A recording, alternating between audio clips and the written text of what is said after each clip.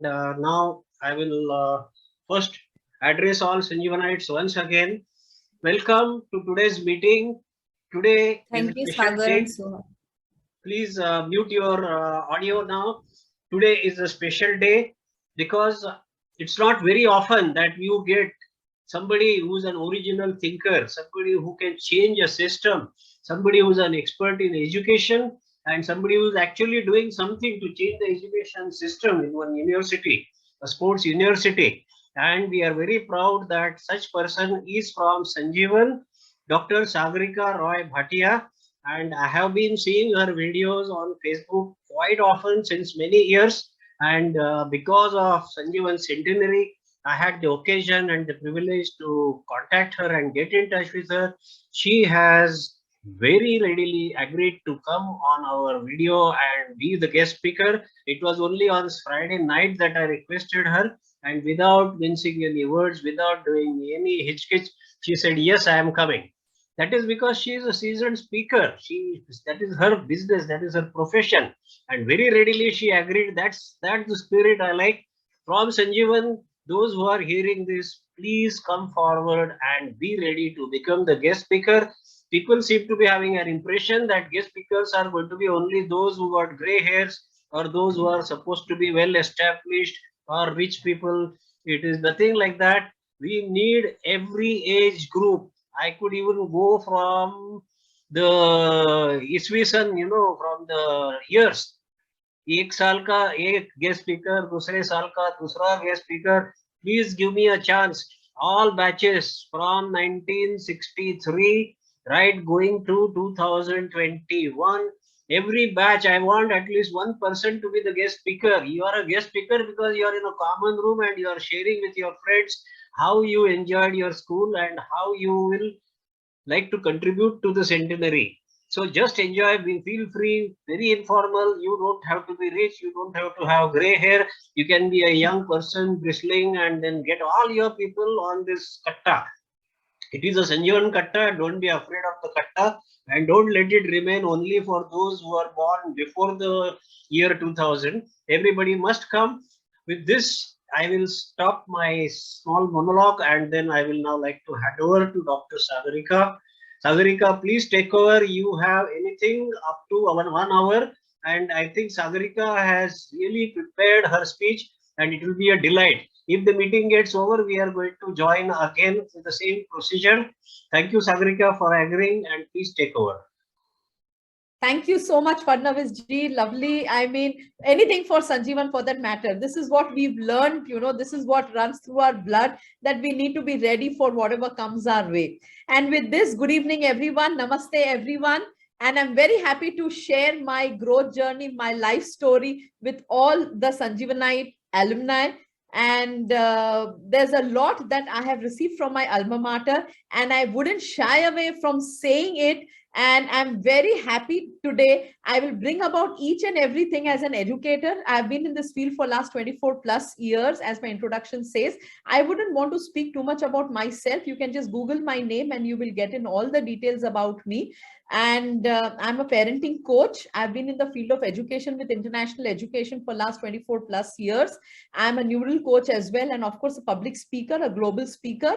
I've been speaking on many platforms on a relevant topic on education, almost 2000 plus platforms during COVID times. Last 2 years, it has so happened that in a day I've been speaking on 4-5 platforms. It's been very hectic, but this is how, because the education world has taken a complete change. It's like a 360-degree change from offline to online, and people were all battling. So they always wanted to hear from thought leaders, that is, what is the future of education going ahead during the pandemic and post the pandemic, and what is with respect to the child psychology, what is with respect to the parent psychology. And that's when I came up with my YouTube channel to help all the parents who were battling with education of their children. So as my bio says, that I would love to die empty. So all the information that I had, I share my information through my YouTube channel.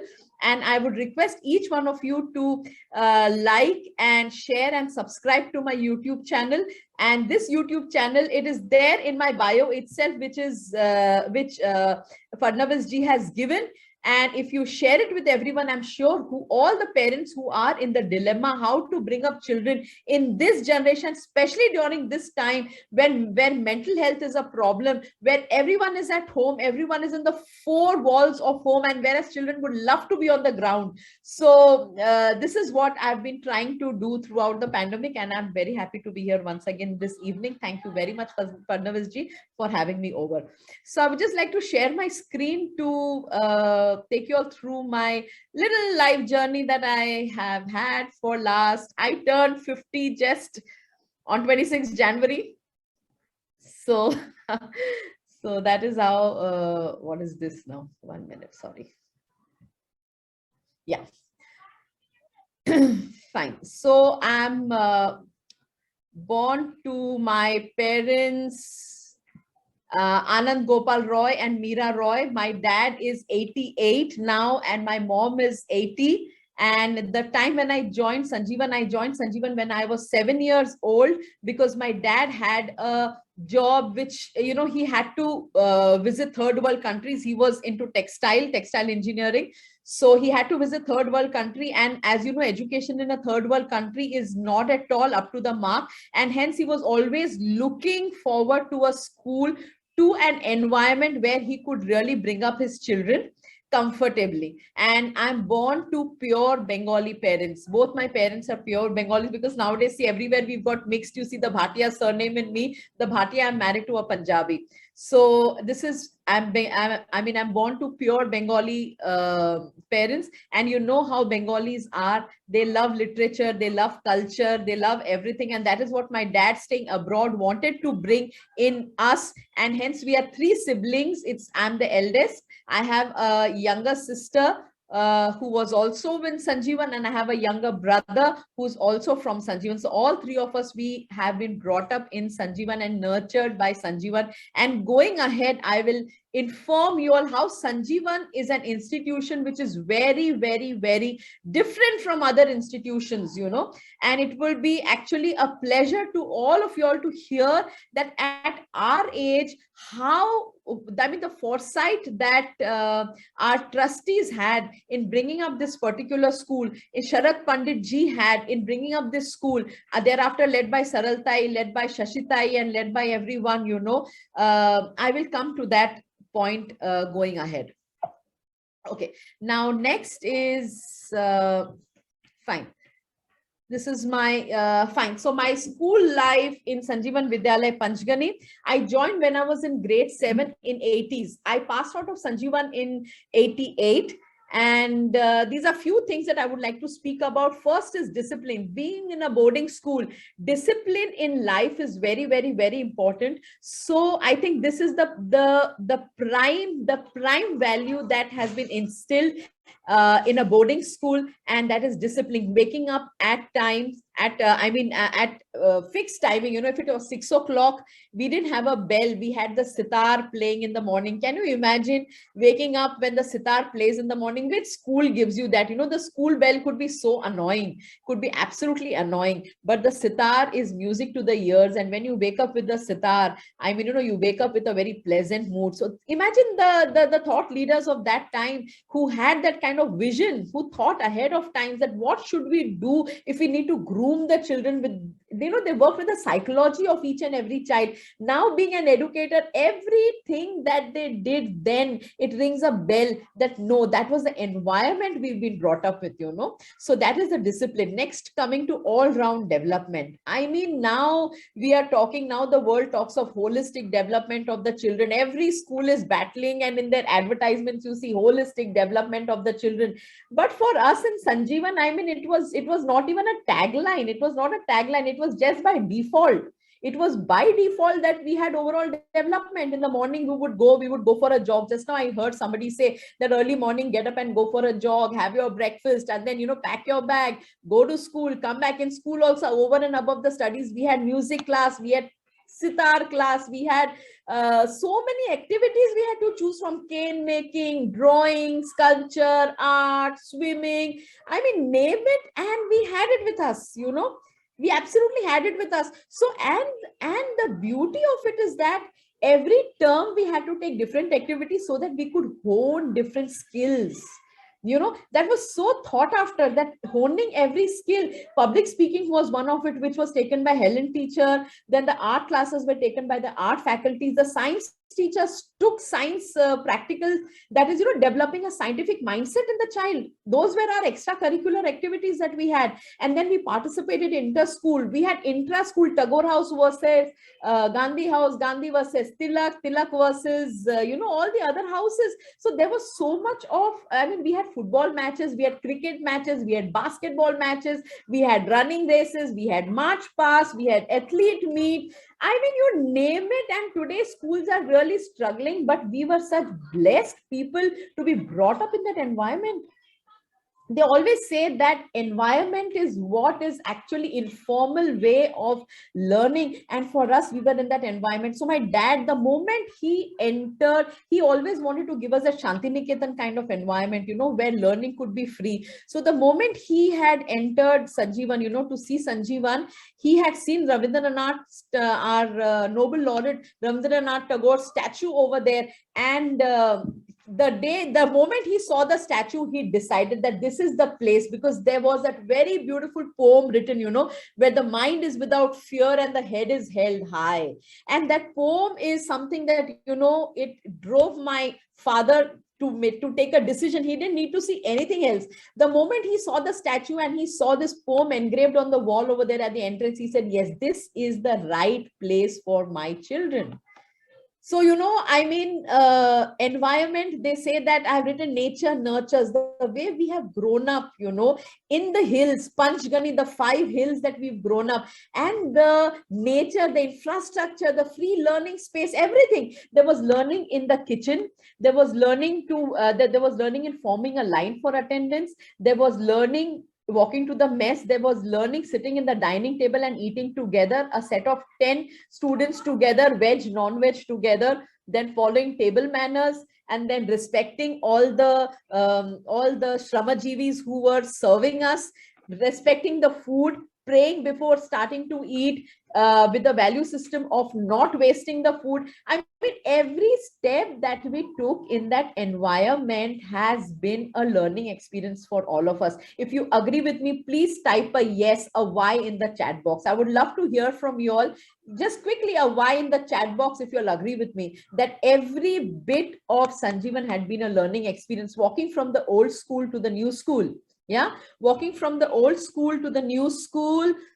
Also, yes, absolutely. Alka, Nesha Thakkar, yes, so true. Absolutely. Ashwini, yes, yes, yes, yes. I'm very happy that you all are resonating with me. You all are all resonating with me. And then once in the school, the seating position, the boys, there was never a difference between boys and girls. They never ever gave us that kind of atmosphere that these are boys and these are girls, It was a free learning environment. The boys sat with the girls sat with the boys, wherever we wanted to sit. It was always rotational method. So can you believe, now the 21st century is talking about all of this. We in the education field, we are talking about all of this, but this has been done with us in early 80s. We've already faced it. We've been there and done it. So see the thought leaders at that time, I tell you, it's my respect that goes out to them. Absolute respect that goes out to them for the way they thought of bringing us up. Well, so that was the best infrastructure. Think about the prayer ground. How many schools have a prayer ground like this? The prayer ground where, it's an open air prayer ground. You're sitting under the banyan trees. You're sitting under the gulmohar trees and sitting there. And then you're singing songs. You're singing songs. Shiter Hawai Laglo Nachon, Namlo Kiroi Dale Dale, those Bengali songs, those Marathi songs, the school song. See the environment that we've been brought up in. We were never ever taught to have that fear instilled. They never instill fear in us. And nowadays in the school, how are we bringing up children? By instilling fear in the children.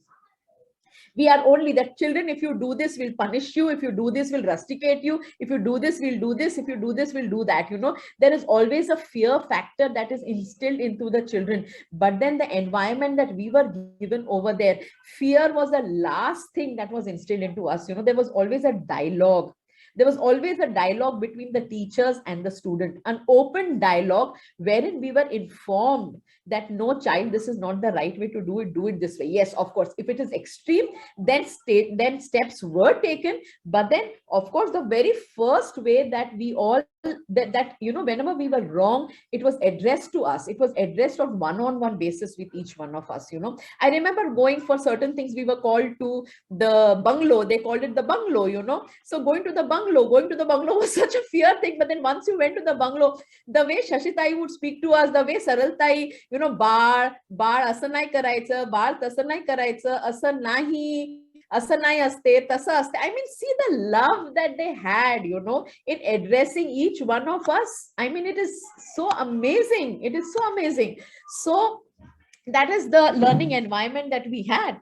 And we also went out for evening walks in the valley side. In the valley side, when we went out for walks, while climbing down the valleys and all, we sang songs. So that is free learning, absolutely free learning. Nobody was there to stop us that don't look at this tree, don't look here, just walk straight. Feel. We always used our 5 senses in learning. We used our eyes to see the beauty in things. We used our senses, every sense, our skin to feel the surroundings. So that was it. Now we are talking about creativity. Everybody's saying the 21st century skill is creativity, writing skill, app development, creativity through app development, creativity through content development. I mean, everybody's talking about the buzzword is creativity now, in every school, every institution. But this creativity was, it was absolutely an ingrained thing in Sanjeevan. There was nothing, there was no buzzword of creativity. Everything, you went to art, you went to the art department, there was creativity, there was public speaking, there was writing. All our notice boards, if you see, as soon as you enter the school building, as soon as you enter the school building, there are murals on the left hand side, murals on the right hand side, created by the children, not by the teachers. There was never ever a showcase of a teacher's work. Everywhere you entered, it was showcasing a child's work. So everywhere the education system that we had was absolutely child-centric, wherein the child was put on the pedestal and the teacher was a guide by the child. It was never that the teacher was on the pedestal and the students were down just listening, where knowledge. If you really remember, there was a very beautiful sculpture over there of a lady pouring that knowledge, the pot, the knowledge pot, that is pouring knowledge. And that pouring knowledge, if you really study that mural, I mean, that mural spoke 1,000 words. If I go into it, I mean, I'll get late, but that's how it is, So that was the best thing about the infrastructure and creativity. Everywhere we went was creativity. Whatever we had a newsletter, we had extracurricular activity, we had co-curricular activity, we had sports. In everything we displayed creativity. Yeah, we also were allowed to display creativity on Sundays with dressing. That is, you wear your civil clothes, you don't wear your uniform. And in that also there was so much of creativity we displayed, matching shoes, matching hair clip, this dress, that dress. We borrowed from our friends to match up. I mean, when I think about it, the environment that we had was, I mean, nothing compares to that environment in today's day. In today's day, in a 9-to-5 school, we cannot ape this kind of environment at all, because every stage was a learning. Next, we talk about, initially we spoke about education, which was STEM education. We spoke about science, technology, engineering, and mathematics. Then the world moved to STEAM education. It said that art also has to be, has to be put in the education. That is, STEAM should become STEMA. Some countries put it as STEMA, wherein A for art was included, or some people also call it the STEAM education, which was science, technology, engineering, art, and mathematics. Okay, going ahead. But now the education researchers also have changed it to STREAM education. STREAM means they have added the research component. They want to develop a research mindset into each and every child. So now they call education system should be a STREAM education system. But this STREAM education system, my friends, has been existing in Sanjeewan since ages. I remember very clearly our holiday homework, which used to be given to us for the for our vacations. We used to have 2 vacations. One was a winter break, one was a summer break. And and at that point of time, every question that was given to us had a research question in it. And the research question in it developed the research mindset in us since then. So it is not today that that I'm talking about stream to other schools. I have already been in that environment where we have had a research mindset, a scientific mindset, a creative mindset, a mindset which is ready to think out of the box, you know. So this is something that was nothing new. It was absolutely nothing new. It came very naturally through the complete system of education being in Sanjeewan. How many of you agree with me? Again, let me see a yes from you all, you know. Let me see a yes, because I mean, it shouldn't be that I'm bullshitting here. It is absolutely not bullshitting. It's a fact. It's a fact. You know, it's a proven fact. Yeah. Yes, absolutely. Yes, yes, yes. Yeah. The mural was really beautiful. Very beautiful mural. I agree. I agree. Everything, you know. So, yeah, Amol, these are really memories coming alive. Yes. Yeah. So then, sorry. Yeah. And then coming to the next thing is design thinking. My today's video was about design thinking. So this design thinking, now the world is talking about design thinking. Imagine our thinking was already designed. It was already, we were brought up, because for us everything was, you know, we were in a social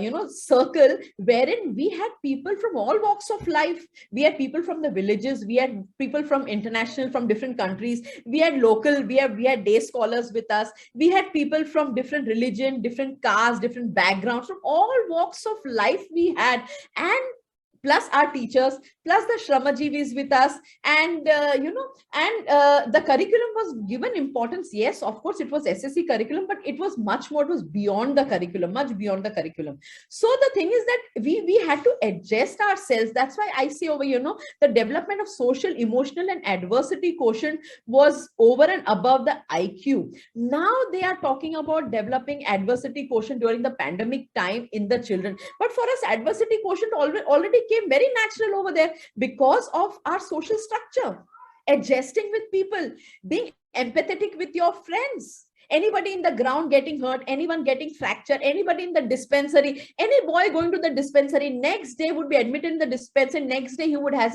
his classmates, he would have his dorm mates go and visiting him in the dispensary. Can you see that kind of empathetic environment that was already there at Sanjeewan, which never, it came very natural to all of us. And now we are talking about developing empathy into the children so that the world can become a better place. There will be no wars going ahead, there'll be no fights between countries. We want more environment friendly people and so many things. But for us, we had something called our activities, you know, creativity, action, and service activities. We were taken to Gureghar. Where we had to plant casuarina trees. We planted trees, we watered trees, we took care of trees. We did the DEAS hike. Yeah, when we did the DEAS hike, what was it? We climbed mountains together. The team spirit was inculcated in each one of us. Each one of us were there for each other. So what is all these things? These are all things that we already had it with us. It was nothing new. Next comes a very strong value system. We all were brought up by a very strong value system that we are Indian, you know. Our morning prayers were Indian. We followed the Indian, you know, we followed Lokmanya Tilak. I remember we having the Tilak Punyatithi. I mean, my parents were abroad all the time. Had I been abroad, I would have never known all of these. And we sang songs in praise of all of these leaders, you know. We always sang songs in praise of this, you know. I remember being in the choir group and singing for them in the, in the open air theater in our ground. I mean, the value system was absolutely strong. The respect that we had for our teachers, you know, if we never respected our teachers, I mean, you know, we were sounded about that. So the value system with respect to the dressing also, you know, the school uniform and the PT uniform and every uniform. I mean, we have to be in that particular uniform all the time. Then on Sundays, a different uniform. So everything, writing a letter to your parents on Sundays, addressing your activities, Then how do you address extracurricular activities and so many other things, so the value system is absolutely strong. The morning you go there to the prayer hall, you go there to the open air theater there, and you start your songs and hey Sanjeevan, tu Sanjeevan. I mean, in that complete unanimity that we all sang that song with a vigor in the morning, it gives me goosebumps, friends, when I talk about it now. That is the kind of environment we had, and the strong value system and the Indianness that we had amongst ourselves. Then we talk about nature nurtures. Now in this world, we want children to be more amongst nature. We want them to go into the open and learn from nature. But for us, we are already in the open. It's nothing new for us. We were already in the open. The five mountains, we've enjoyed the best environment. We've enjoyed all the weathers. We've enjoyed the weather over there. We've enjoyed summers. We've enjoyed extreme winters. We've enjoyed extreme rain over there, wearing our gum boots, wearing our raincoats, handling raincoats, handling those big gum boots with our heavy bags, walking down. And nowadays, these children are not at all strong. The government says, please don't give these children heavy bags because their back, they have some back injury happening and things like this. And for us at that point of time, we were absolutely free. We were bindas. Nobody checked the weight of our bags. We carried heavy bags from one mountain. We walked to other mountain. And today, trust me, if we are hale and hearty and fit and fine, is all to our childhood upbringing, the kind of environment that we were brought in. So that is what nature nurtures, and the friendship that we have created amongst all of us. See, today I saw somebody, I saw one of the gentlemen over here who says, I'm a super senior, I'm 83 years old. Really respect to you that we are still, I'm 50, you are 83, and there are many more to come in the generation, but still we are here together to listen to each other. Aren't we lifelong friends over here? We are all once a Sanjeevan, always a Sanjeewanite, and all of us will always be together. Whenever there is a problem, Sanjeevans come ahead. I mean, for me, I can really speak about my batchmates. We are always there together through thick and thin. Any problems, they are the ones whom we call up, and they are our first family. They are our very first family. So that is nature nurtures and lifelong friends. And as I said, development of social, emotional, and adversity quotient over and above the IQ. So this is what Sanjeevan has given me and given us. So there is nothing that we were devoid of. Absolutely nothing. Good food. Imagine the kind of food. When during the growing stage, now we talk about nutritionists, we talk about vegan food, we talk about so many things. But at that point of time, I remember we had goat's milk. Then we also had usar. We had, our non-veg, our chicken and mutton were just twice a week. So we had a mixed platter. Our platter was absolutely mixed, that you have everything. You have proteins, you have your carbohydrates, you have your little bit of Maggi, also a little bit of junk also. In the morning, you have your complex, or you have your cereals. I mean, it was an absolute wholesome diet, which at that point of time, we really didn't realize we hated the food. But now when we come out, now being the head of the school, being in an education institution, I realized, what kind of thought must have gone, what kind of work must have gone at the back end to run such a big institution, running the dispensary, running the dormitories, running the mess, running the school building, running the infrastructure, cleaning the whole place, managing so many in-house workers, who the bais and everybody in the dormitory, in the schools, and every time there was cleanliness. The school really was clean. If you see it, and the moment we would leave school in the morning, all our matrons would clean up the place, and everything used to be clean. Our beds used to be made well, everything, the surroundings were so welcoming and clean when we came back for lunch. Yeah. So now when I'm in the field, I really look back and realize that it was a Herculean task, but each and every task was done so beautifully that we really didn't realize it was a home away from home, friends. So anyway, we have there's 1 minute 41 seconds left. I think we can join back once this, and then I will take this ahead. I'll take this ahead with going ahead with my growth journey, how it has been post school life. So this is a little bit about Sanjeevan that I wanted to share, and this is all from the bottom of my heart. It's all from the bottom of my heart. It's my respect to all the teachers who were there with us. We lost Phadnis sir yesterday. We had Mandlik sir, we had Singh sir, we had Helen teacher, we had Shashitai, we had Saraltai, we had stalwarts, Deshpande sir, the old Deshpande sir, new Deshpande sir. I mean, they were really stalwarts. I mean, I'm sorry if I'm missing somebody, but the kind of commitment that they had, the kind of Sheikh sir, the kind of commitment that they had is there is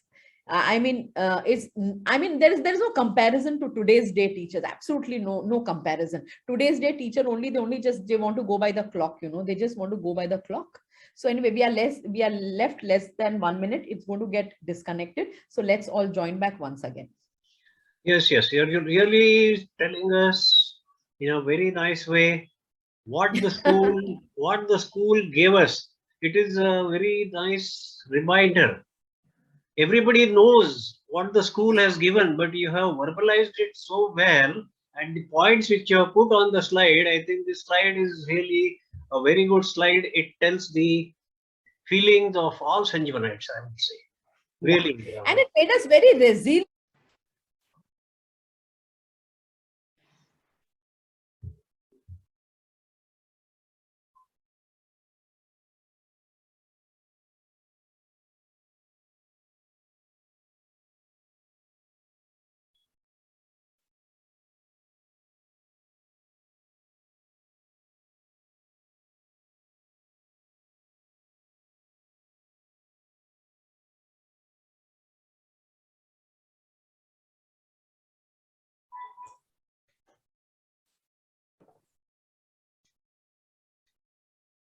Deepak ji, now you have to convince everyone to register again, okay?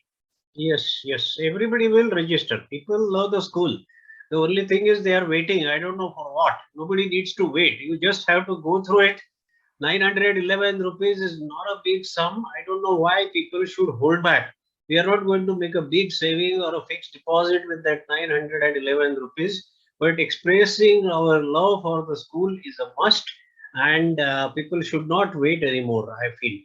Let's give a thumping response with today's meeting and let the registrations cross 500. It has to happen. Let us all be clear in our mind and let us set it as a personal target. We are 11 people here. We were 17 some time back.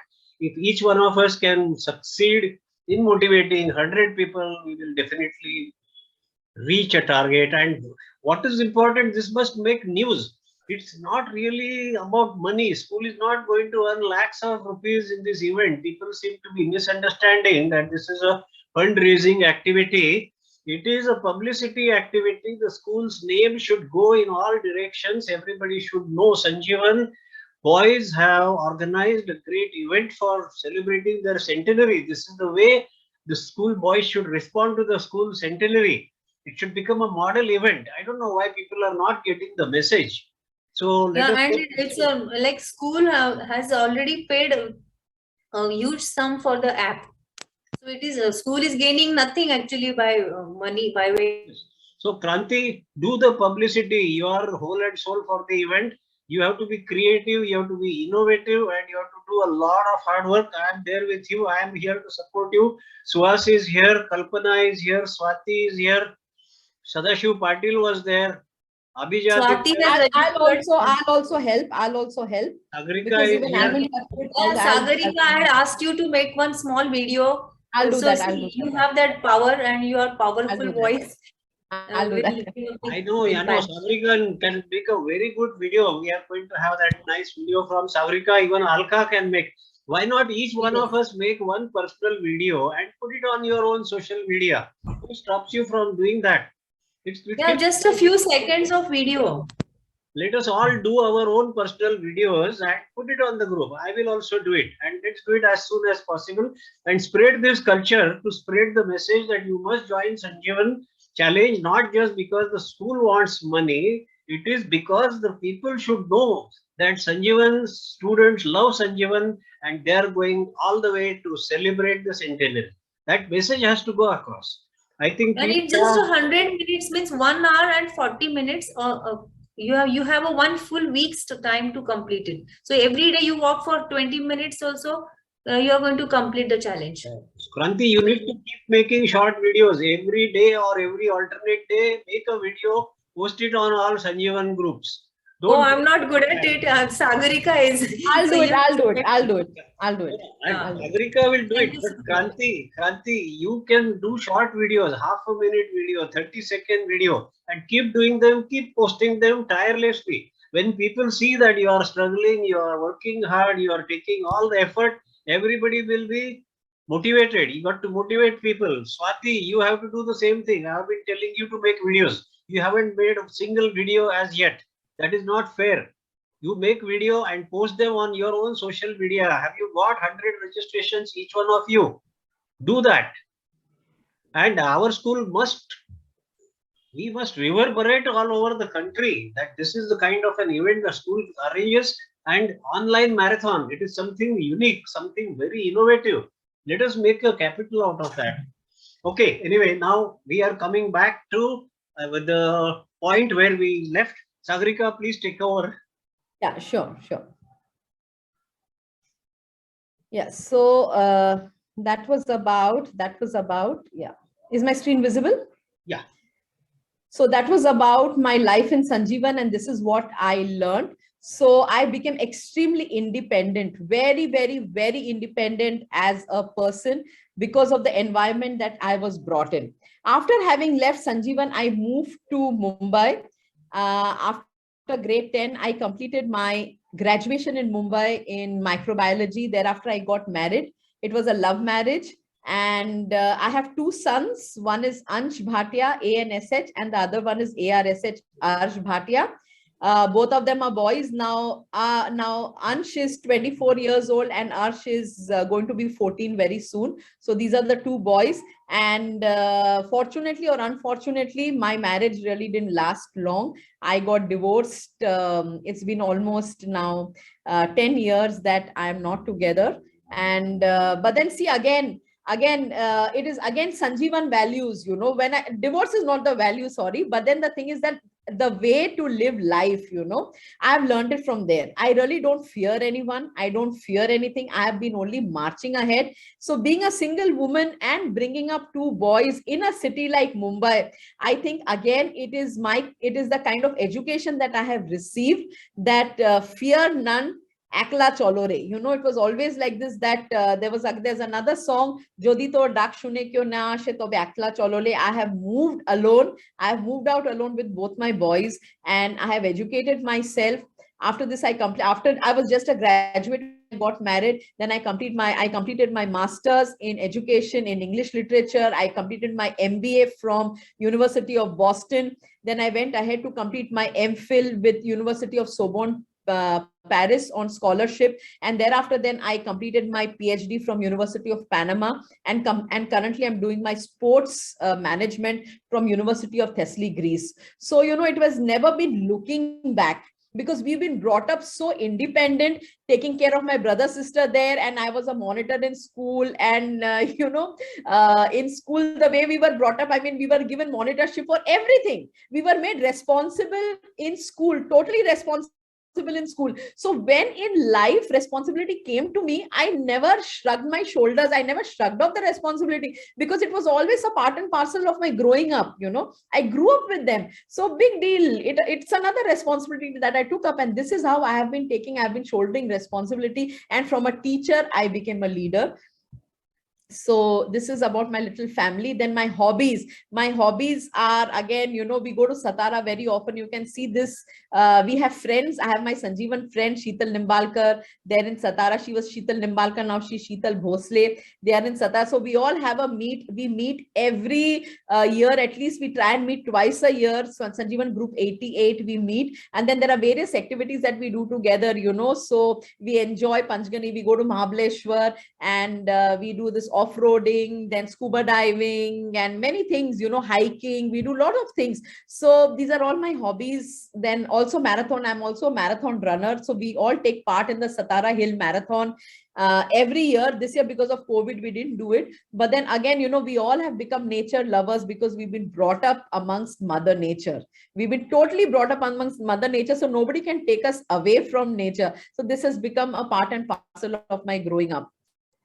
Next, I have been receiving many awards, many awards, nationally, internationally, from various consulates. Because I've been working with people in education, I've been consulting them with respect to education. So they are the local corporates, they are the consulate bodies. Then there are various, science departments, and I mean, many awards over the past so many years. I can go on and on and on. So, but that's okay. Let's just skip it. Fine.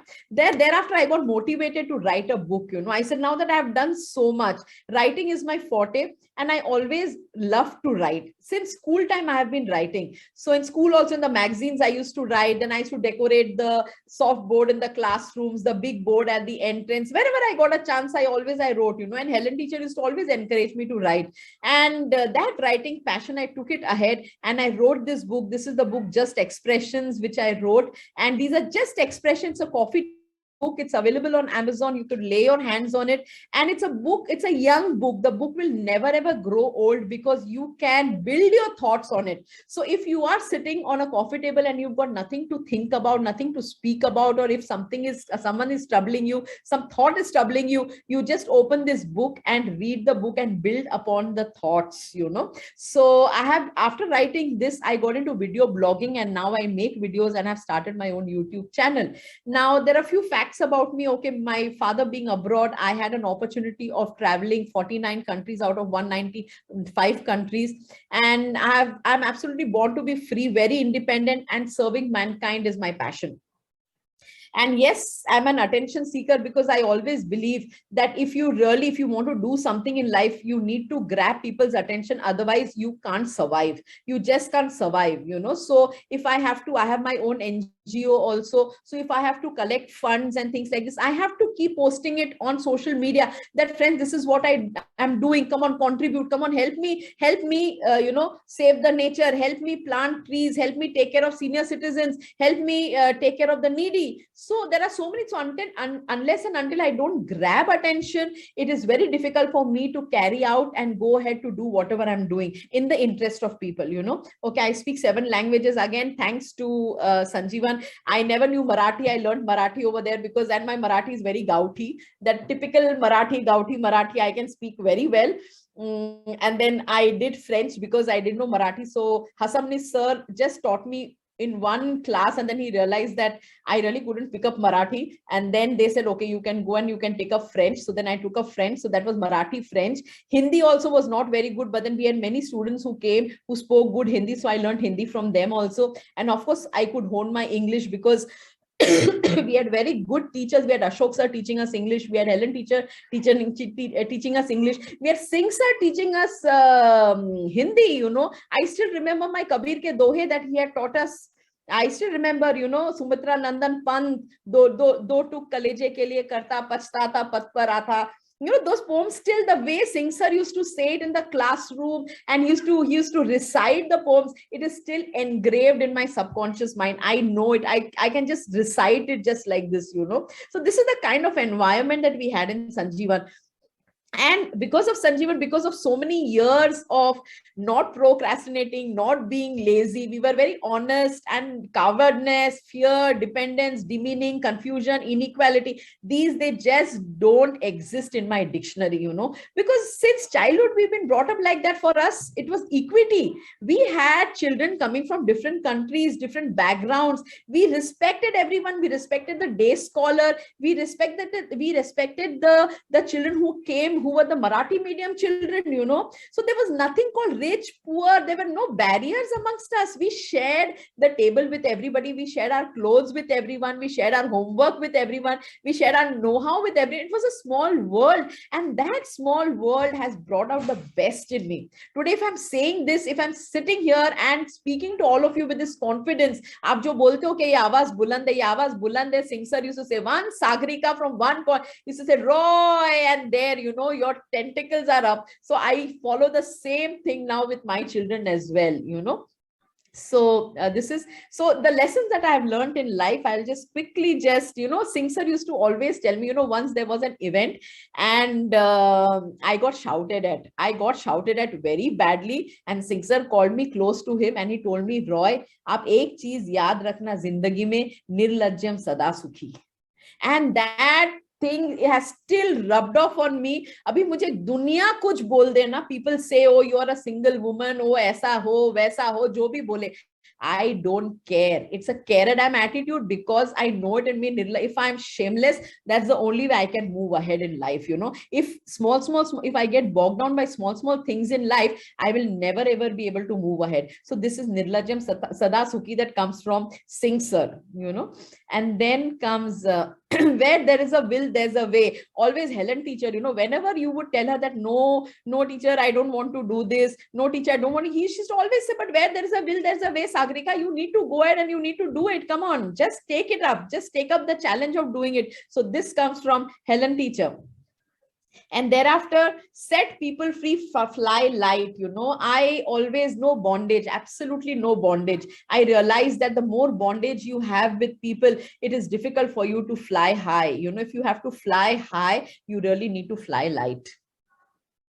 Thereafter, God's no is not a rejection. It is just a redirection. There have been many rejections in life, and especially with respect to my relationship, my marriage, you know, things didn't work out. I have faced a lot of rejection in my life, but I have never considered the rejection as rejection. I only considered it a redirection. That I need to redirect, you know, पानी का धार जो है वो मुझे बदलना पड़ेगा. अगर पानी सीधा बह रहा है, उसको धार अगर हम बदल देंगे, फिर भी पानी बहेगा. So I really realized that no, I just need to redirect my thoughts and just move ahead in life.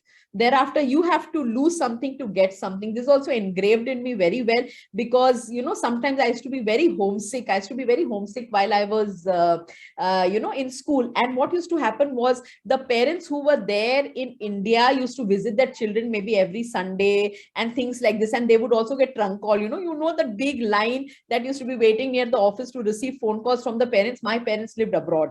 So because they lived abroad, the airmail used to take time to come at those point of times, you know. So I used to be complaining to my dad that, Dad, everyone's parents come, they come and meet them in the parent day, but I don't have anyone coming to me on the parent day. I stay back in school, and then I don't receive letters as frequent as my other friends receive. I don't receive calls from you all as frequent because my parents were in remote places in Africa, you know, and you know Africa, how underdeveloped it is. So my dad used to always write in the letters, you know, that Sagareeka, you need to lose something to get something in life, you know. So that made me very strong as a child, absolutely strong as a child. I see everyone's parents coming and I don't see my own parents coming. Can you imagine as a child the impact that it has? But then I have taken those things in the stride, and that is how today I'm surviving alone, and I'm surviving strong. Next, grow through what you go through. See, this is what you grew. My dad used to write, he used to always write letters, you know. In the letters, he used to always, because I used to complain whenever I was homesick. So he always used to say that just grow ahead. Don't think twice. Aage badho, sirf aage badho, you know, stop not till your goal is reached. He used to quote Vivekananda always, that go ahead, my child, stop not till your goal is reached. And this is what has been engraved, you know, that is grow through what you go through. And thereafter, never say never. Never say never. The Helen teacher used to always say, never say never at all. See, whatever comes your way, just grab it. Opportunities are here to be grabbed. Whenever opportunity knock your door, never say never. Just take it up and just see that what is the consequences. Kood pado. Up. सोचो नहीं कि मैं कूदूंगी तो मैं डूबूंगी या मैं तैरूंगी, ये कुछ नहीं, जस्ट कूद पड़ो, अगर आप डूबने चलोगे तो आप तैरना भी सीखोगे, you learn to swim through tough waters, but that's only if you say never, never say never, just take it in your stride and just go ahead. So, and then in school, they never ever shunned us from asking questions. If you really realize, whatever questions we had, they always answered us. That was one thing really very good. All our teachers, if we had any doubt, if you ask Mandlik sir, what is this? Why is this the formula? In physics, why this is not happening? Like, he had a very valid answer for it. Deshpande sir used to teach us history. He taught us history, the World War, so beautifully. He put it in a story and he taught us history that till today, I know my Second World War so clear, and the function of UN, because we used to write a UN paper, So never learned. I always had this, I was a very curious child. So whenever I asked questions, I always had answers for it. And now even I tell my teachers the same thing, that don't kill the child's curiosity by not answering the child, and be well researched so that whatever your child asks, please answer them, So learn to ask questions, be a risk taker, don't live in past glory. Very important, So whatever, today if we have to go ahead in life, I can't say that, oh, I belong to Sanjeewan, so then I still can go with that glory, that okay, that I have been there, I have taken risks that time in my life. That doesn't mean that I don't take risks now in my life. Life is all about taking risks. We can't be living in past glories. So every time, kood pado, whatever comes your way, never say never, just take a risk and just move ahead. Don't live with past glory at all. Next, lead by example. That is a servant leadership. I always believe in servant leadership. I'll tell you this. How is it? We had gone for a trip to Goa, and Vaidya teacher had accompanied us to Goa. And in the zigzag roads of the Ghat of Goa, there were children who were vomiting in the bus. When they were vomiting in the bus, I was very surprised to see, very, very surprised to see Vaidya teacher cleaning the vomit of a child. And that really took me aback. It took me aback that she's a teacher and she's creating the vomit of that particular child. And then I really realized, when I became a teacher, I used to take children for school trips. And when I started taking children for school trips, that kind of sensitivity was there in me, because I saw my teachers do that. So I was aping everything that I saw my teachers do, and thereafter I really realized that if you want to come close to to students, if you want to be a good teacher, you have to be a servant leader. You have to start leading by example. You can't expect people to work for you until and unless you don't lead them well. You have to be an example for others to ape you and take this whole thing ahead. So that is something that has been rubbed off on me, and hence I only follow servant leadership since then. Next is turn your wounds into wisdom. That's the same thing, life has taught us, life is full of ups and downs. It's been a roller coaster ride for me. Being single with two boys, the challenges in a city like Mumbai, and then, their adolescent age, the problems that they've gone through, their adolescence, and then handling them, and then handling my job, my responsibility, and also taking care of the household, complete expenses and everything. So there have been lot of ups and downs that I have gone through, but whatever I have gone through, all these wounds, I have turned them into wisdom. I have learned through each and everything that I have sailed through, so empower people in your life's journey, very important. And that's why I took up this talk to speak to all of you all. The moment Phadnis ji informed me that, Sagareeka, would you like to take it, I didn't give it a second thought. I said, no, why not? Because through my life journey, if I can really empower somebody, why not? There are so many people who are looking out for somebody that could help them, who could speak them. People are committing suicide. So, there are so many things happening in people's life because they don't have somebody to speak to. But then here, I would really love to speak to people. I would love to counsel people. I would love to be a friend. And in fact, I have shared my number on social network also, that before committing suicide, please don't think I'm just a call away.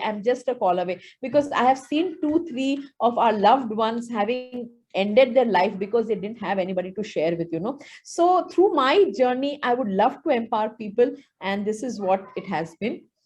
Then love all, hate none. This is something that comes from school. We were only taught just to love everybody, that is it. and die empty. This is what. So today what I'm doing, I'm sharing all my wisdom that I have on YouTube. I'm sharing my life lessons with you all. I'm sharing my book. I've written the book. I'm sharing the book with everybody because I really want to die empty. Whatever experience I have, I want to empower people, let them also learn, and in whichever sector I can help, I'm more than happy to help. I'm more than happy to help everyone, you know. So that is about dying empty. And well, my motivation, my inspiration, my parents have been my inspiration. Curiosity, I've never ever given up curiosity. I'm still very curious. And a beggar, you know, a beggar is my biggest motivation, because the beggar is begging only because he wants to beg, because he doesn't want to do anything. So, you know, I always go to beggars. If I see a beggar on the road, I speak to beggar. I want to know why, what is the reason for the beggar to sit here. And this way, let me tell you, I have gotten at least, I mean, if it is around maybe I've spoken to more than 50 to 60 beggars. But out of that more than 50 to 60 beggars that I have spoken to, I have been able to get almost around 12 beggars. I have been able to get out of that rut of begging, because they are just beggars by choice. They don't want to do anything, but they need to be empowered. They need to be shown a way, and they stop begging. So a beggar is also my motivation. You know, I get inspired that what makes them beg. I want to know what makes you beg, and why do you need to beg when God has given you 2 hands and a brain and 2 ears and 2 eyes and everything? When you're so able, you don't need to beg. Then Mother Nature, yes, everything I learned from Mother Nature, how the bird nurtures its birdies. It gives birth to the bird, it nurtures the birdies, it feeds the birdies, and the moment the birdies are grown up, it breaks the nest. It breaks the nest and sets the birdies free, you know. So this is what life should be. We as a parenting coach, I tell everybody that the children are by you, but they are not for you. Please set your children free. Let them explore. Let them learn things. Unless अगर आप आंचल में बांध के रखोगे, बच्चे कभी बड़े नहीं होंगे, you know, कभी बड़े नहीं होंगे. So let them learn it that way. Then I have done Gita. I have completed the Bhagavad Gita. I learned it. I mean, I did the Bhagavad Gita thrice, you know, because every time I do it, I learn something new. Then I did Kathopanishad. Very, I mean, in a very elongated way, I completed the Katho Upanishad. I've again registered for another Upanishad just day before yesterday, and I did the Vedanta, you know, because I think in life, somewhere your spiritual quotient, you need to hold on your spiritual quotient as you go ahead in life, because spirituality is something that takes you ahead, you know. You learn to differentiate between the good and bad and the ugly, and you can take your life ahead more smoothly if you're high on your spiritual quotient. And world history, as I said, my world history is very strong, and they say that history repeats itself. So it's very important that we learn history. And my history is very strong because of Deshpande sir having taught me history in school. And when I see things happening again and again, you know, it comes to me that yes, history repeats itself, and we shouldn't be repeating the same mistake. So these are my inspiration and my motivation. And finally, the last slide. Look ahead and place your best foot forward. There are many opportunities in life we get, but it is always that we keep our head on our shoulders and we move ahead, placing our best foot forward, and remain in gratitude always. Always a humble soul. If you are humble, there are a lot of opportunities that come to you. So somewhere you need to park your egos. You know, you need to park your ego. You need to park the fact that you consider yourself above everything. There is nothing above everything. There is God above everything. You know, there is a universe above everything. And the more you are in gratitude towards the universe, there is only abundance coming your way. So never fear, never look back. Always look ahead and place your best foot forward and be in gratitude always. So this is what is my little life journey with all of you all, and I'm happy to share it. Thank you so much. Thank you.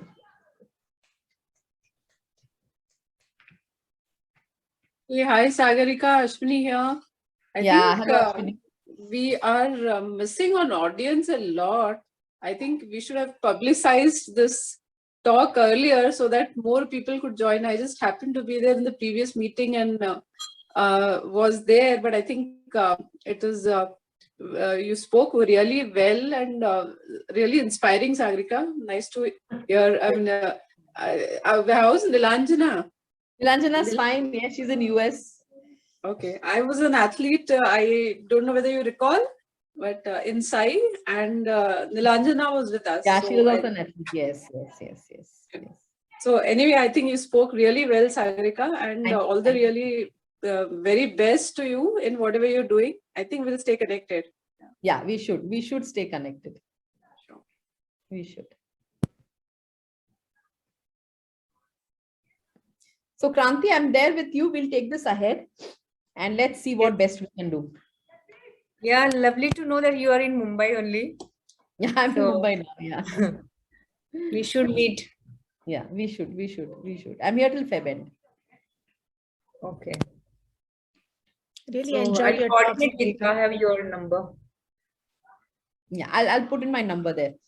Yes, Alka, you enjoyed it. Thank you so much. Very Thank you. much, very dynamic person. I really wish you all the best. I mean, you are really empowering and very impressive, all that you've achieved in spite of some obstacles. And I'm so glad that you spoke today. It was really, really great.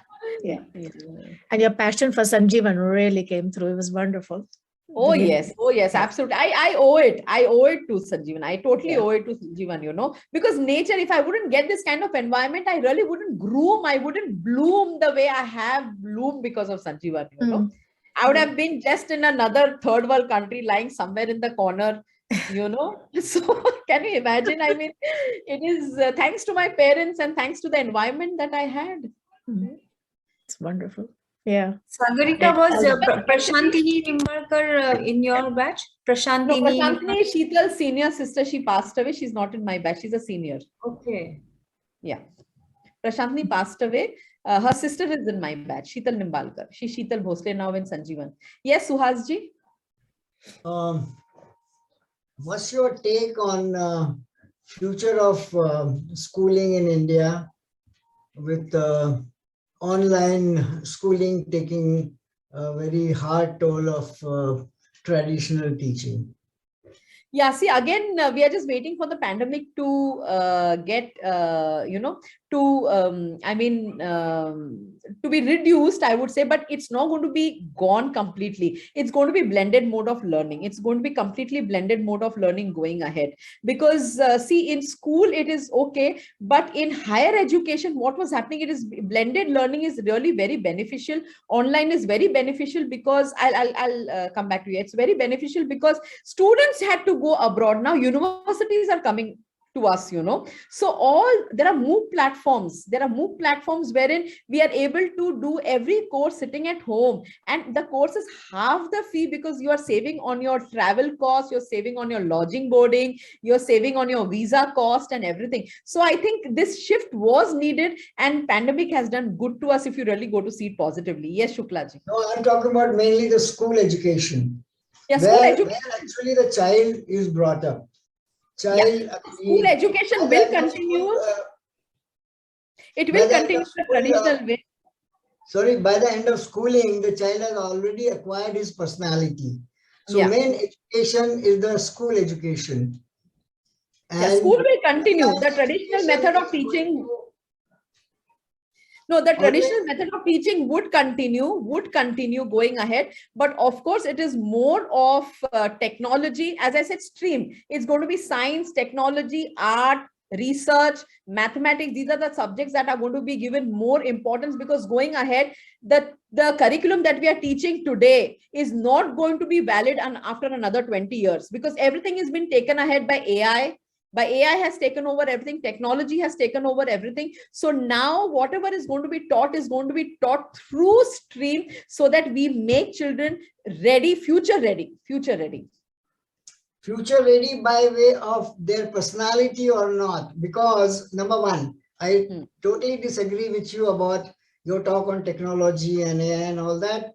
The social sciences, if not equally important, I personally feel they are more important than science and technology. And online education is not going to bring up the character of the child. he's going to Of be a course not. robo. Of course. They are going to produce Yeah, and of robots. course not. It won't be. That human touch is needed. The human touch is needed. So going ahead, it's going to be blended learning. It's going to be blended learning because these times will remain. These times are here to stay. The times are here to stay. There also, I don't agree that this pandemic is going to remain as an endemic. Is going to remain as one of the common flu that we have. That is one thing. But the management, to reduce their costs, they may encourage online learning. Baiju app. It's a very stupid app as far as I am concerned. I'm being very frank with you. It is the most stupid app that has been developed. And French Shah Rukh Khan is advertising it and all that, making a lot of damage to the school system. This is where parenting comes into, this is what I'm trying to promote through my YouTube videos, you know, that I mean, this is where parenting comes. See, parents also want the easier way. They want the easier way. They don't want the human touch. So the whole mindset is changing. When the mindset changes, then students don't have too much of say. They don't have too much of say. So parenting is very important, where parents should know the value of, because we are social animals, we need to be with social. The social structure has to be there. We have to be with each other to learn, because we also learn from each other. It is not only the school. So school is a formal education system, but informal education is much more than schooling. What we learned in Sanjeewan is our informal education, absolute informal. Formal was hardly a very small component where we went to school and we did the formal education. But today, what personality we have is totally 80% of informal learning. 80% of forming a line. That's what I said, forming a line, going to the mess, behaving with the mess, behaving with the Shramajivi, having the Shramajivi sports, that kind of whole system that was informal education, the environment. So children learn through the environment. And nowadays you see the family, the parenting, the environment itself is so bad, small houses. Then you have the nuclear family. And in nuclear family, I mean, how much of time can you give your child when both the parents are working? So there is a major shift. There's a drastic shift in the makeup, you know. So you can't blame the child. Yes. Online education, especially in India, has got a lot of problems, like what you said, small houses and all that, and bad infrastructure, where most of the time you don't have the proper signal and all that. So I feel that we should not encourage online education. It should go off the system as early as possible, the moment the pandemic is over. Yeah, Shuklaji, also just to bring you another facet of online education is that online education is also doing good to a lot. Like, for example, we are working with the grassroots children in Punjab, you know. So Punjab, the children don't want to come to school. They just don't want to come to school. But at least online, we are able to address some 20-30% of basic skills we are able to develop through online education, you know, wherein those places, those villages don't have schools. The villages don't have schools at all. So what we are trying over here, that when we are paying for their net packs, we have given them tabs, we are paying for everything, because we want that children are educated. So at least somewhere we are trying to make a difference, and this difference is possible only online, because we can't bring all the village children to a particular structure, you know. Yes. If they can't come to school, the school should go to them. That's what we are doing. That's exactly. So there is good examples of platform schools and things like that. People are running school on the platform for those children. Suhas, now let me take over for a while, because I would like to understand from Sagareeka about the sports university where she is trying to remodel the educational thought. Just tell us about that. Yeah, so I was in mainstream education for last 25 plus years. And then I moved to Punjab to take this opportunity. Punjab has a budget. The Punjab government has a budget for sports, a very good budget for sports. And Punjab has sportsmen, you know, hockey, football, and tennis. So this people, they got in touch with me, and then they said that, could you come and join us and set up an education system for these players? Because see, today we had SAI, we had SAI in school, but after SAI, now today Ashwini is amongst us. My sister also was in SAI, you know. What has happened to these kids after grade 10? Nothing has happened to the kids after grade 10. They were excellent sportsmen, but the government of India didn't support them with education, and education is always a priority, because ultimately it is your bread and butter that you need to count on, you know. So just being a sportsman with no ways of making money. So everyone has again gone back to mainstream education. So this is where now the government is encouraging sports over there. And now they called me here from Mumbai. I have gone there and we have started an alternate learning system. Like in a mainstream education, you have 80% curriculum, 20% co-curricular, extracurricular. Whereas my system over there is exactly the opposite. It is 80% sports and 20% of curricular, extracurricular. So in the 20% time, my student engagement time is only 3 hours per day. They are all sportsmen. Whole day they are playing sports. They come to me only for 3 hours. Now in 3 hours, how do I complete the complete curriculum and get them ready for a CBSE examination, get them ready for a Punjab board examination, get them ready for an NIS examination, is where my thought process and my way of dealing with the classroom transaction comes in, So there have been a lot of permutation combination that we have added in it. Like for example, we deliver through mind maps, realizing that sports children, their focus for education is very poor. Education is the last thing that they want to do. They are all grassroots children from the villages whom we are trying to groom. The education is the last thing that they want to do. So 3 hours time. But how do we get that attention is the 3 hours time and complete our syllabus is the challenge. What we are now putting in a lot of research. We are going back and forth, but last year our results were 100%.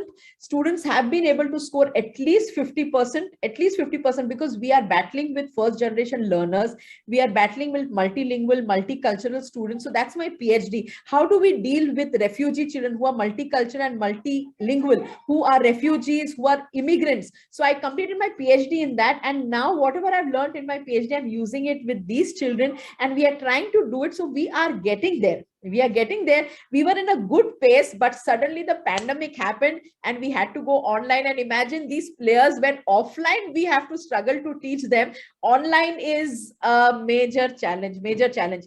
But nonetheless, we've been trying to motivate them and learning is happening. Children have been giving their CBSE examinations. We've had players in grade 10, in NIOS, and even in Punjab board. It is happening. We are addressing the issue, but there is a long way still to go through because there are a lot of sports academies coming up in India, a lot of them. But these sports academies are not concentrating on the child's education. They're only concentrating on sports. And whereas what we need to realize is that sports doesn't have too much of a future after a certain age.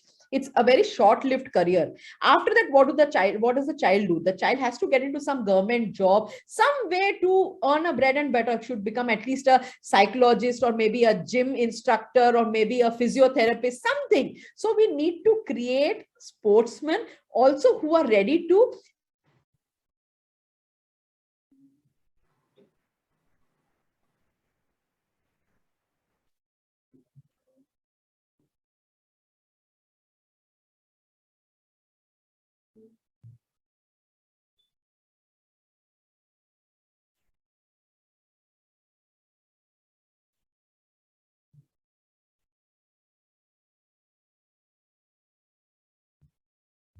Great. Nice to have you back. First, let Sagareeka complete what she wants to say. Then, Suhas, you can ask your question. Sagareeka, please. Yeah, so this is what now Government of India has realized, that there are children in Olympics. All the other countries are really doing very well in Olympics. They're excelling because children from the time that they're born, from their birth itself, they are being made agile, the gymnasts and you see the swimmers right from childhood. But it is only in India, we have just very few sportsmen who are really excelling. And so they did a research of why aren't they excelling is because of the education.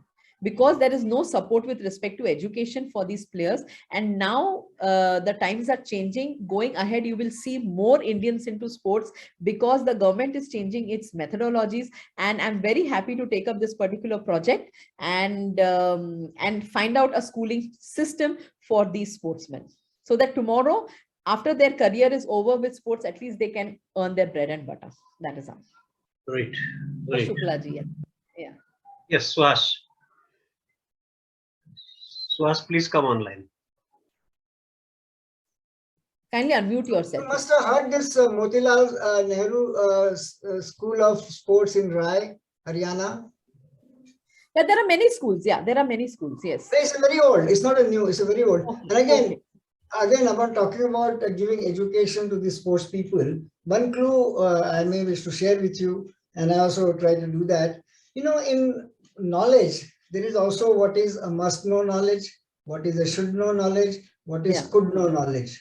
Yeah. Unfortunately, our curriculum gives most importance to could-know knowledge, which could be just thrown away. Should know again, but we must find out in each curriculum what is the must-know knowledge. If from class 5 to class 6, the child has to go at the end of class 5, he must have this must-know knowledge. Yeah. Should know, could know can go away. Yeah, so that's what we are doing. That's exactly what we are doing, because we have cut down we can't deliver 100%. It's not possible. So we've cut down the curriculum with exactly what you say, the should know knowledge. Right. Like in maths, only the should know knowledge, what is important, those concepts are being taught. Other concepts, if the child doesn't need to know, doesn't need to know. Even in a normal school, also, this should be there. A child at the end of class 5, if he doesn't have the knowledge of should know what is in class 5, if he just goes to end of class 5 just with the could know and should know knowledge, he's going to face problems. Yeah, but then again, this depends on leadership. For me, see, I can play around till grade 9, till grade 8, I can play around. It's totally in my hand. From grade 1 to grade 8, I can play around with the same curriculum. I can use any book. I may not use NCERT. I may not do it. But my 9th and 10th has to be that way. So what I do is I have tweaked the whole system in such a way that they should just know that it should be a stress-free education system wherein just the should know is important, and we work backwards. So that is it. We made it very easy for them. We've simplified the whole thing for them. Yeah. We try this in our schools. We try this. Sagareeka. Yeah. Sagareeka, there's a request. Why don't you put this experiment, what you are doing with the sports university? Why don't you make a good write-up on this and put it on Sanjeewanite's group as a text? I'd also maybe a video file, but text will be fine. People will read. People will know, because something new is happening and not many people do new things. No, I can do a complete presentation on sports. I can do with the Rotary Club of Nagpur. Rotary Club of Nagpur, I had done a complete shift, that is shift in mindset for sports. People don't look at sports, they look at sports very differently. So I had done a complete, presentation on that. Maybe one of the days I could do that with all of you all. That is how the shift in mind, how sports education is important, and where is sports going ahead in India. So why do we look at sports? You should write articles and get this published so that the people are aware. More job is to be done by the teacher, who are to identify in each class, in each subject, what is the should know knowledge, what is the could know knowledge. It is a job for the teachers. A teacher were given this project, okay, you go back and find out in class 5, English, what is the should know knowledge, like that. This idea is very simple. But the working it's very simple. It's the leadership. It's basically the leadership again, What does the leader want to do? Because leaders are the one to lead the school. So if the leader wants to put in everything from A to Z, whatever is there in the textbook, then you can't help it, But for me, I don't have that kind of time at all. I just don't have that. I have to cut down. Minimalize. Just minimalize whatever it is. But anyway, the thing is, yes, I will certainly put it down on paper. I could write an article, but my research is still on. It's still in progress, because when I was doing things, when I was researching on it, suddenly the pandemic happened and I had to go back on a different mode, completely on a different mode. So now again, coming ahead, I'm just waiting for things to be streamlined. Let me just experiment a little, research a little, and just come to something more concrete. And then, yes, then I will be able to put it down on paper and say, yes, this model works. Okay, good. I think we have In fact, I'm planning to write to Modi ji also. Then Modi ji, we can really use this and we can bring up sportsmen in India. We can do it. But I'm just waiting for things for me to complete my research a little more and see how things are going to work out. Then with results, see, results have to speak. Then with results, then I'll be able to see that, yes, let's do it. Let's apply the same thing in all schools, and let's develop more sportsmen in India. This is very good. I wish you all the best. You will succeed. You will succeed. You are very well focused. I could see that you are very well focused and you are a very sensitive person. You are a very sensitive person, and you think a lot. You think a lot, and that is how you can talk from a lot of experience. And you got a good parentage. You got the best school, of course, and that is what has made you. And we feel very proud of you. Thank you very much for telling us this, sharing your life's journey. And Suhas has something final question. But I will also like Yes, to Shukla ji. appeal to Nesha, Thakkar, and Balakrishna. Please switch on your video Yeah, so that we can Naishad is see my each other. classmate. Naishad is my classmate. He is in US, I think. He's in US. And Balakrishna Ladda, right? Ladda is from... Yeah. Why don't you switch on Balakrishna your ji. videos, friends? We are all in a common room. Nothing to worry. Please switch on Naishad, your good video. to see you. Good to see you, Hi, Naishad. Nesha. Nice to see you. And Dr. Balakrishna. Bhatia, Hello, nice to see you. Dr. Bhatia, have you heard of this Mr. Bam from Nashik, who was also a sports psychologist, unfortunately died some time back. And way back in 90s, he told me that, look, if we can get gold medal, it is only in shooting and archery. What he meant was we Indians, by way of our physique, we will not be able to compete in certain games. What do you say to that? Yeah, there is, because I've been seeing these sportsmen, like we have a scouting team that goes from villages to villages in India, you know. So there are like people who are from Northeast, they have a physique for football.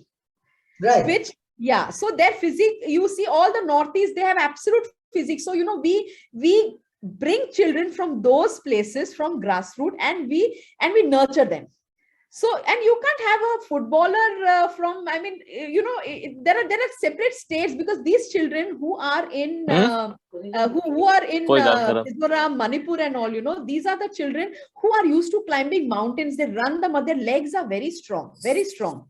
And they are very good footballers, very hockey players. Punjab is very good. You get very good hockey players. You know, that agility with respect to the hockey, the stick and everything, you get them from Punjab. So every state has its own, you know, this thing. I mean, its own share of players. But I'm very new. I joined this field in 2020. Just in 20, till then I was in mainstream education. So now I'm just learning. It's all a learning process, you know. So that curiosity in me keeps going, and I keep asking questions. And by asking questions, this is how I come to know that Mizoram, Manipur is very good with football. Punjab is very good with hockey. Kerala has a few states of Kerala also has good football. Again, West Bengal, Mohan Bagan, the West Bengal also is good with football. We don't know. Where is his phone? We don't know. There only. Mohan that is Bagan, how you football. So that is how. So I'm just understanding things now. I mean, I'm not in the right position to comment on it because I'm still learning. I'm still learning this. Sagareeka, if you need any help at any time, if you need any help, any opinions, please feel free to contact me, or feel free to contact Suhas. Suhas has a lot of educational experience. He was the principal of Bhosla Military School, and he knows. Oh, lovely. He has spent years in education and also in the Indian Air Force. And please keep in touch. And I'm very happy that you spoke to all of us and shared your life journey. Thank you very much. And with this, if there is no other agenda, we will close today's meeting. Okay. Fine. Thank you very much. Thank you very much. And we will share this on YouTube. I will make a separate video for your session. And the other part, the first part will be a separate video. They will not be mixed with each other. Thank you very much. I'm humbled. I'm really humbled. Thank you. Thank you. Thank you very much. See you. Thank you. Thank you. Thank you. Please come again. Bye. Bye bye. Thank you, Naishad. Bye bye. Bye bye. Thank you. Thank you. Bye. Bye.